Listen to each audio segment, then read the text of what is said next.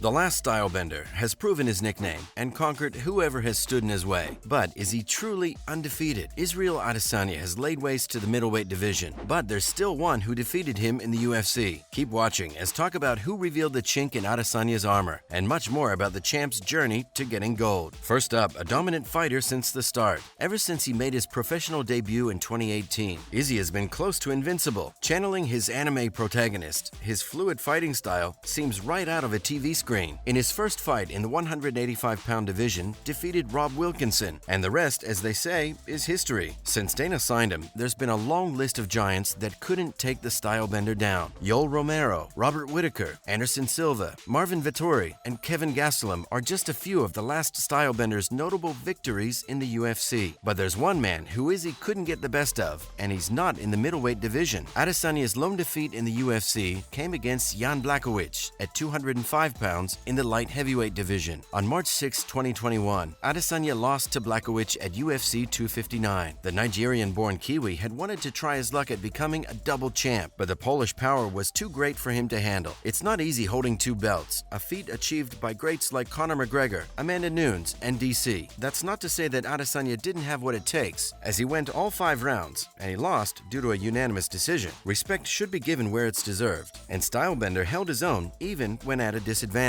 Now, Blachowicz versus Adesanya. How did the fight go? A true titan of the sport, Poland considers Blachowicz a national hero, and it's not difficult to see why. He won the vacant title after eliminating Dominic Reyes, and to be honest, he never got the champion's treatment he deserved during his reign. It showed in how he was the underdog in his title fight, a serious underestimation of his skills. We could see that during the fight, Adesanya was forced to work hard on the ground. He had to put all of his wrestling to use in order to escape. It became clear that Blachowicz's superior wrestling skills were a test like no other. The former lightweight champ used his massive size advantage to control the fight and didn't let Izzy control the fight like he's so used to. So while he remains unbeaten at middleweight, the same can't be said about his track record and his career before the UFC. While he wanted to dominate 2 divisions, he couldn't quite achieve it, and his undefeated UFC streak came to an end. The Nigerian had previously declared that he'll be moving up to light heavyweight in 2022 or later, so his battle with Blachowicz shocked the MMA community. The stakes were sky high for the hyped-up fight. The belt for 205 pounds was on the line, and most importantly, so was Adesanya's unbeaten streak. While Izzy started off strong and came out flying in the first round, things didn't go to plan. The size difference was too much for the middleweight champ, who was at an immediate disadvantage. Adesanya weighed 193 pounds, 15 pounds less than Blachowicz, and the Polish menace made full use of this weight advantage. The former 205-pound champion stuck to his plan throughout the fight and did a good job of carrying it out. Every time Izzy tried to throw a punch or advance too quickly, Jan level changed and got the takedown. He forced Adesanya to the mat and kept him there, earning him several 10-8 ratings from the judges. At least Adesanya dared to be great. Like a true sportsman, the middleweight champion took his loss graciously. He gave Blachowicz the respect he deserved and told the world that he at least dared to be great. Even though Adesanya lost the bout, many fans praised him for trying to gain double champ status when he didn't have to. It seems unlikely that the New Zealand native will try his hand at 205 pounds again anytime soon. And as he usually does, the Last Stylebender learned from his loss to Blachowicz. He didn't let this loss impact his future wins, as he once again displayed complete dominance against Robert Whittaker at UFC 271. While Whittaker's performance was much better than their first fight, where the former Grim Reaper of the division got knocked out, it still wasn't enough. The closest who came to giving Izzy a tough time was Kevin Gastelum, who put up a fantastic show and gave the champ a run for his money. So while he's been almost completely dominant since he joined the UFC, what about before it? Before Dana brought him into the promotion, the Last Stylebender was known throughout the world for his brilliant kickboxing. And don't get us wrong, he gave the fans some highlight-worthy knockouts, but he also suffered some defeats. While there were mostly decision losses, there was one knockout. Now, the one and only time Izzy got knocked out. Only once in his life has Israel Adesanya been knocked out, and it was by Alex Pereira. This was when the middleweight champion used to participate in boxing and kickboxing competitions before making his UFC debut. You might not expect it now, but there were 2 fights between Adesanya and Pereira, and both ended in defeat for the Stylebender. The fight that knocked Izzy out took place in January 2017 at Glory of Heroes 7. After this, Adesanya permanently switched to MMA following the defeat. During this time, Pereira participated in 3 Jungle Fights events, losing 1 and winning 2. This marked his separation from MMA, but he's back now. He returned to mixed martial arts last year and took little time to knock out Thomas Powell at LFA 95, a Legacy Fighting Alliance event. Now, there's one question that everyone's asking. Will the two ever face each other? Because we might just have discovered Izzy's kryptonite, and chances are they will, just not anytime soon. While Pereira's been signed onto UFC, he still has a long way to go if he wants a shot at the champ. Pereira himself has talked about a potential third fight with Adesanya, and if it would take place in the octagon, in an interview with BJPenn.com. In his eyes, the Kiwi won't be interested in another fight, since Pereira is the only man to have KO'd him and beaten him twice. But the Brazilian isn't giving up on the possibility just yet. Next, the upcoming UFC 276 card. The upcoming UFC pay-per-view on July 2nd is absolutely stacked. Jared Killer Gorilla Cannonier is the next fighter to enter the octagon and take his chances with the Last Stylebender. International Fight Week is prepared to begin with a title doubleheader at UFC 276. Does it get any better than Israel Adesanya versus Jared Cannonier and Alexander Volkanovski versus Max Holloway? The answer is no,